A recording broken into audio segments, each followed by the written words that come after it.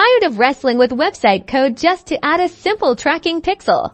Today, I'm going to show you how to seamlessly integrate Google Tag Manager with Google Sites, making marketing implementation and data collection a breeze. And all in under 90 seconds. First, head over to tagmanagergoogle.com and create a new account if you don't already have one. If you do, simply log in.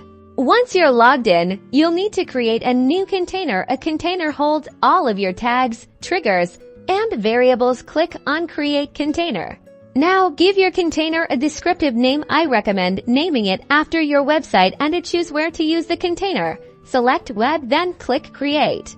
Accept the Google Tag Manager Terms of Service Agreement. You'll then be presented with your Google Tag Manager installation code. Google Tag Manager provides two code snippets. Now, open your Google site. Go to Settings by clicking on the gear icon at the top right. In the Settings menu, click on the Analytics tab. Paste your Google Tag Manager container ID into the Google Tag Manager ID field and click on the checkbox to enable it, then hit Save. And that's it. Now, head back to Google Tag Manager and preview your container to ensure everything is working correctly. This confirms the tag is firing properly on your Google site. With Google Tag Manager installed, you can now easily add and manage all your marketing and analytics tags without ever touching the underlying website code. Happy tagging!